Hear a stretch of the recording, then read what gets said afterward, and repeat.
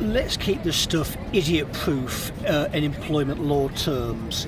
So this is not a particularly visually stimulating environment, which is quite good. So employee's brain is picking up a lot of information in the environment, and the more information it picks up, the tighter the brain is, so employee has less energy to spend on other matters.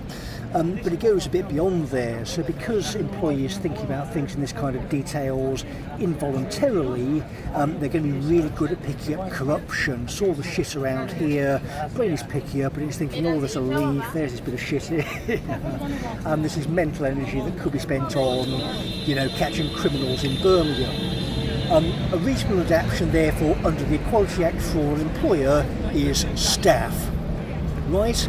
So you've got this gigantic, hyper-intelligent gorilla that's going to tear apart the fabric of reality with its mind, and in an incredibly aggressive fashion. I'm really not interested, get out of my face, do as you're told, you are wrong, I am right. But you would blunt that by another member of the human race who you would howl at. They would record your howling, it will go into a document which is less threatening than the actual howling, and legal inferences will be made, and money would come in or go, and people would go to prison. So by being ethical, your money is made. The city of Birmingham, though, is so astonishingly dumb that it doesn't think that there is any possible relevance to pre- and post-diagnosis in terms of employment law terms, but criminal law terms. If you are taking yourself to a doctor because you've got a neurological condition, that affects your brain. It is not down to you to do that. It's down to other people when you're in prior development stages, not having autodidactically taught yourself to be a doctor, to go, oh right. It's the responsibility of various people. Criminal responsibility, though, comes down to employment law. If you fuck up people's brains in the workplace, you go to jail.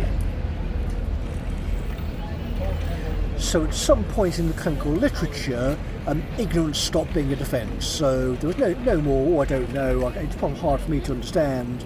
You go and talk to a clinician, they tell you, you record it, you learn, and you adapt your organisation accordingly. If your spare ain't got staff, you're clearly not compliant, because you haven't got the mental bandwidth to deal with morons. You tell a person, sorry, this person's a moron, and they're dealt with.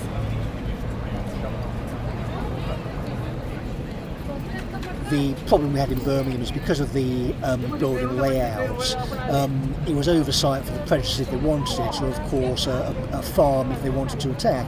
So you've got the open view, so you can see all around and sort of look at whatever's going on, but you've got the meeting rooms to go in to attack people if you want. So it was just a feeding frenzy effectively for these sort of psychos. But because the building was not based on any kind of Scrutonian philosophy, which is ugly prison, it was effectively the standard prison experiment, employment law style, for the sort of guy who always passes Ash conformity and what's the other one, Mulgrim and this kind of stuff. So it was an interesting sort of psychological experiment going through that kind of stuff. But in employment law terms, Birmingham wants these idiots get interviewed under caution. There's going to be a test case, so you don't ever fuck with people like me again. Get people proper arrangement in bureaucratic structures, so you've got a human being who defers to you, so you can offload some of this cognitive capacity in the current departmental setup.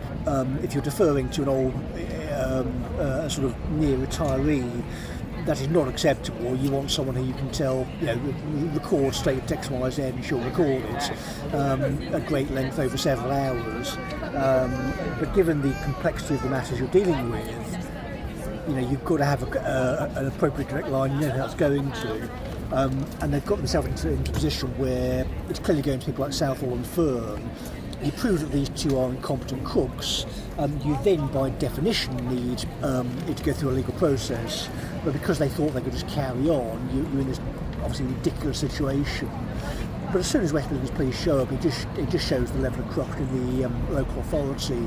When it became the circular patronage network, they would just kill for money. And you were the one bloke who never warred, who was sitting there perplexed thinking, well, why is everything so corrupt? And it's just the Occam's razor argument, it's because they're criminals. So you demonstrate they're criminals. They say, well, we exempt ourselves from police intervention. Okay, good luck, morons. If the commissioners can't pick these people up, Max Corler should have his pension taken away. I'll happily give evidence of the guy's trial in Nuremberg 2.0. But if you're getting the sort of documents I was giving this guy and the sort of stuff we already got into the press by getting off my arse, actually reading what they were doing, reading the political theory, speaking to their directors and interviewing them, not even under caution in sort of a colloquial sense, and the amount of work we can do just by being clever, getting stuff into databases, and they couldn't have an adult conversation. Come on, let's be serious. So until the commissioners can either get whatever powers they need or get serious, just get out. Come on, be serious. Varney's antics. I don't know what happened in Birmingham University. His honorifics were absolutely grotesque. We can interview this guy under caution as well. Lindy's was bang on with the iron law of corruption with these people. It radiates off them. And they think they can play the clever game as well. We'll play with the laptop. We'll create fictitious bureaucrats. There we go. There's another email server with a different set of letters on. That looks official. That'll work. Or someone putting a guy who was reading Cynical Theories in 2020 and was speaking to assistant directors. That'll surely work. I'm sure that'll stop you bursting through your computer screens every day. Go and get a representative morons. So someone called a criminal defence solicitor, a large man, an ape, a monkey capable of tearing your arms off, goes into the bureaucracy, sits this silly little woman down in a chair and gets up in their face and asks them questions. If they don't want to do that, they can come to Scotland and do it.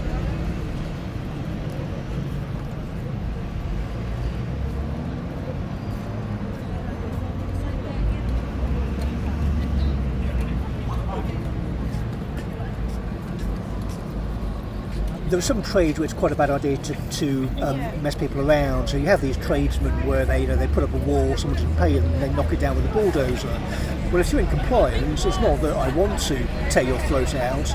I'm saying that if you're not compliant and you're non-compliant to harm other people, I have to tear your throat out. That's what I'm paid to do, and I have to do by law. So maybe I'll go to prison if I don't.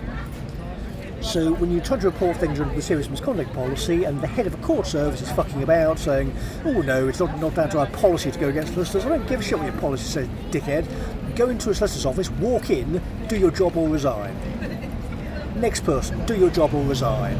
Next person, do your job or resign. We've already gone to the managing director, so who else do you want?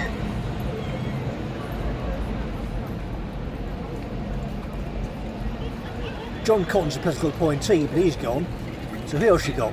Come on, someone do it. You've had since November.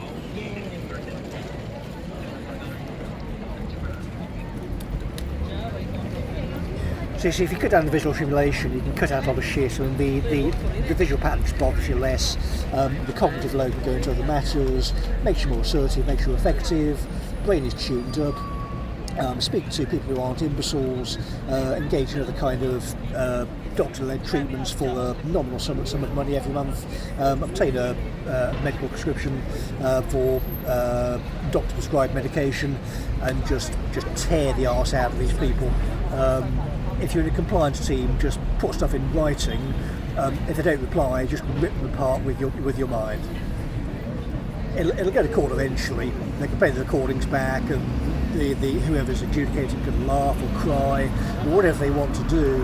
But because you've been honest, you put it in a database somewhere that can withstand a nuclear war.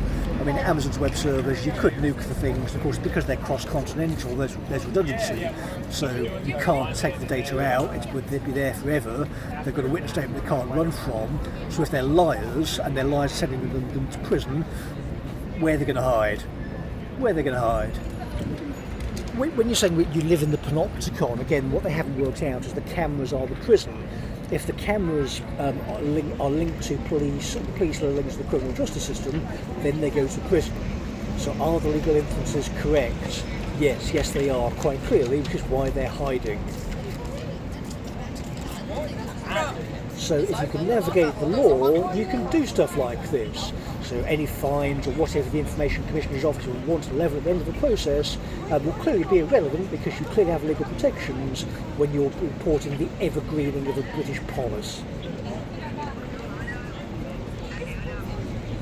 And you've physically gone down to central London and stood up and said, well, this is the case, and gone through huge reams of paperwork from official bodies who've done fuck all, and have now caused you to have to actually deal with it yourself. And you're being quite good at dealing with yourself, because these cretins are failing at this kind of stuff, and are still trying the fake bureaucrat nonsense that is going to last, I don't even know.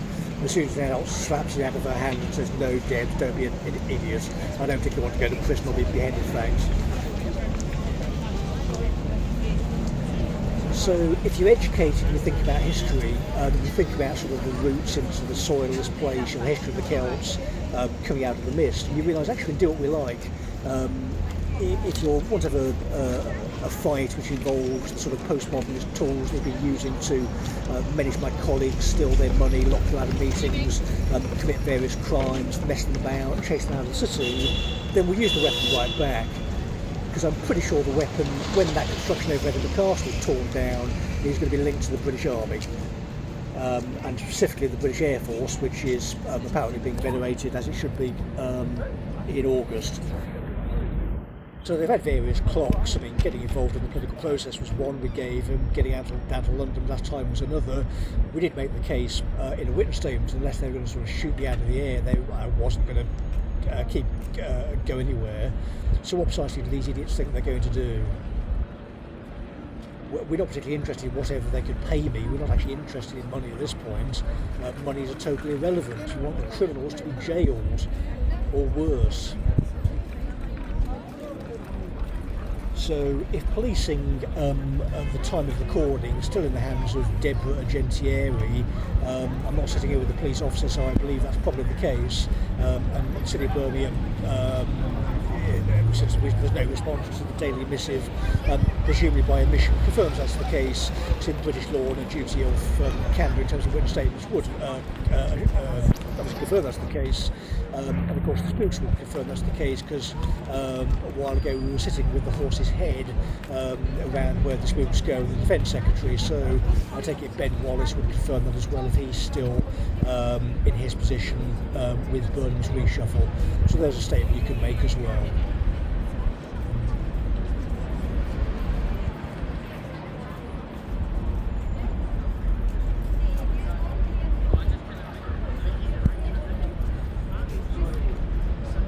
I mean, I suppose to be fair to the guy, thanks to my late father, if the first half of your life is that shit, you're swimming the waters of the Panopticon, and you think, yeah, this ain't too bad actually, I don't actually care.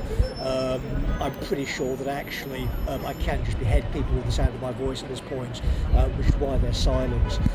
It is a literal truism that this woman's head went clear off when the British shrapnel went through it. She's been totally silent, effectively from November till now. Her court officer is just calling her a pig to her face, and she's got no answer. So, I don't know, it's not too bad to be fair. I wouldn't want to wake up tomorrow and be Joanne Roney and be told every day that she's been promoting the kind of stuff for money that should clearly have anyone promoting it removed from a public body, prosecuted and deported. I mean, you know, it ain't my problem.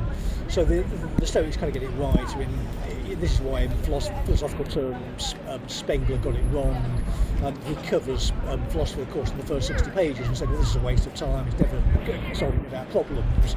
Well, that's because it's a theological argument. If you have just a fundamental ethos which says, well, I'll tell the truth, it'll kill me, then you have the thymotic will and his argument breaks apart. It's just that we lost it because we, I don't know, Hegelian bullshit coming through the communications technology, easy to subvert via biological drives, via Marcuse and this kind of stuff. We know how it was done, but reversing it is, as Parvini indicates, you're taking the child from a winter perspective, and you're incubating this sort of cross-generation knowledge from a prior time, prior to the communications technology, when you remember the truth, and via the technology going forward, you can reduce the fiction in a sort of reverse Orwell style. So it's not the past is being rewritten, it's the past is being written, and the cancer is being cut out. So objective pathways. But the great thing is, if we're treating this as a cancer, it's cutting through one stroke. So if the entire thing is just bullshit, it's all just a nonsense cold, it's all forgone. One last final cutting off of the pig's head, and then we're just done with this, in terms of Britain anyway, so the rest of the world can do the North Korea stuff if it wants, but you do that kind of shit in the British public body, you get beheaded, as you'd expect the British to do, and then it makes life easier, really. One less thing to think about.